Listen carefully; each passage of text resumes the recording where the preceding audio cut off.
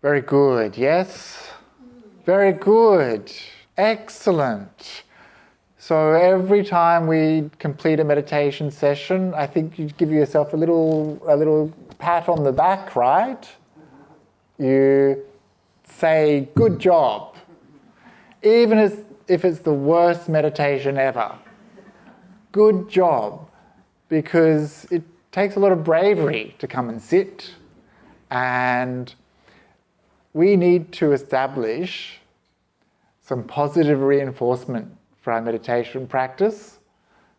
So every time you sit, you tell yourself, good, good job. And you've learned something in this meditation session about yourself. Sometimes if we just kind of get up and move on and get back into the world, we don't go through that process of reflection. We don't go through that process of review. It means that we miss an opportunity to develop wisdom. How did you find reflecting on your meditation practice? Was it useful to see the process of your meditation practice? Too often we just kind of get up and go. We don't look back and understand what just happened. So this process is very important, this reflection, review. At the end of your meditation session, do a few moments of it so that you can start to understand your mind, how it works, what things lead towards suffering, what things lead to freedom from suffering. When we start to see in this way, we start to understand cause and effect. When I think about thoughts of torturing my co-workers, my mental state is like this. But when I think about kindness and care, my mental state is like that. When my body is tight and tense, my mental state is like this. When I relax, my mental state is like that. We start to understand how we are actually involved in this process of meditation, how you are involved in your mind. It's easy to forget this. Right? This is about you and what you do in your mind, right? Sometimes we think, meditation is just something that happens to me. Actually it's more complicated than that. When we have a good meditation, I'm the good meditator. I'm the one who did it. When we have a bad meditator, all thoughts just kept on coming. Right? So we kind of do a bit of a cop-out. The real skill for meditators is to start to learn how we are involved in our mind, how we are involved in our meditation. We're not just passive observers. This is something that we are active in. And in the context of today's session about love and hate, we need to start to understand where this stuff is coming from. Who is developing those thoughts of love? Who is developing those thoughts of hate? These aren't things that are just happening to us. This is something that we are doing, that we are doing ourselves. We need to start to take responsibility for our mind. We need to start training our mind. This is our job. If we never take responsibility, if we never train, we can't expect any change. We can't expect any growth. Because we are led by our defilements. And let's face it, it feels really good to hate.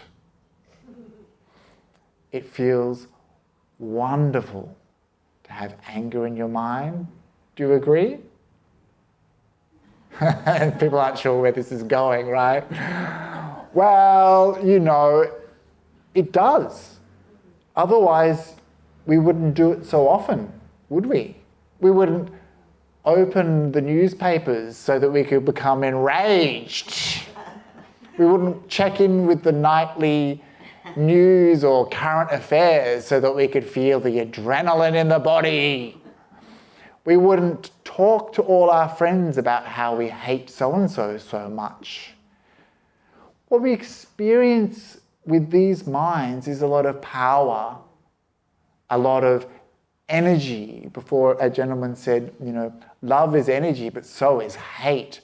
Hate is just bubbling and boiling in our body. It makes us so powerful. And this is how it survives in our mind, because it's intoxicating. We love it. We love it because we don't see the danger. We love it because we don't see the drawbacks, the disadvantages. If we were a little bit wise, we should be able to make the kind of mental jump to understanding, when people hate me, I don't like it. Maybe I shouldn't hate other people. When people are angry at me, I don't like it. Maybe I shouldn't get angry at other people. Pretty simple jump to make, right? But we don't really care about others as much as we care about ourselves. And whenever we feel this anger or this hate, we feel kind of justified. They hurt me. They're not doing it my way. They hurt my friend. They don't support my political views. Start to see a pattern here emerging, right?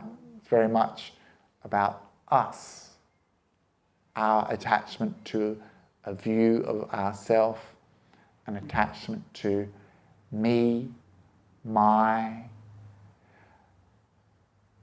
And so in many ways, hate, anger, resentment is a way that we reconfirm this view of self, a way that we protect ourself. And that energy, that power, that passion we feel when it's in our mind is a way to protect, a self-defense. So what we need to do is to develop that mindfulness that allows us to know what is going on in the mind. And so I congratulate anyone who says, yes, Bhante, yes, I have hate in my heart. I congratulate you, because there are so many people in this world who have never seen it in themselves, are unaware of when it arises, are in denial when it's there, and because of this, they are incapable of working on their mind. And so it's much better to know that you've got hate in your heart than to simply pretend it's not there. And I do see this with meditators all the time. People who come and say, oh yes, I practice metta meditation, I practice loving kindness meditation. And then you see them being mean to their wife or being rude to the bus driver. And you think, well, what happened there? And this is a tendency for us as spiritual practitioners sometimes to believe our own propaganda a little bit too much, believe the hype too much. But at least we are trying, to develop those minds of love.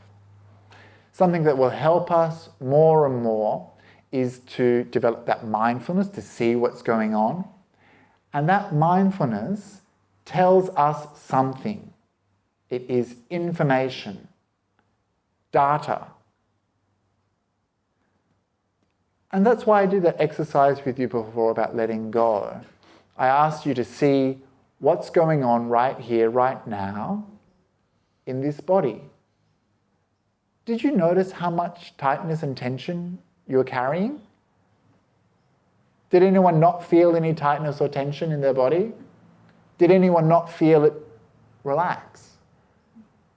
So how did it feel to have tightness and tension in your body? You only really know when you start to relax, right? Okay. And it's the same with our thoughts. What we're developing is an awareness of our thoughts. We're starting to see them more clearly. We want to understand what is going on. We want to be able to analyze this data, this information that we've learnt through our mindfulness. We see what's going on. We need to be able to identify, is this useful or unuseful? Is this wholesome or unwholesome? Is this skillful, unskillful? Is this beneficial or unbeneficial? Is this good or is this bad for me, for others? We need that information gained through mindfulness. And then we need some wisdom, some discernment to go, okay, is this something I want in my mind? Is this something I don't want in my mind? But for us, it's going to be very difficult because, as I said before, that feeling of hate or anger or resentment is very powerful, very intoxicating. We're going to be quite easily seduced by it. But if you keep examining deeper and deeper, you start to see, actually, this is not peaceful, this is not still, this is not calm. This is a kind of thought, a kind of feeling which isn't leading me towards more peace, more calm. You start to identify when these things appear in the mind, I am not peaceful, I am not calm. And so if that's how it is, then you start to learn to let it go.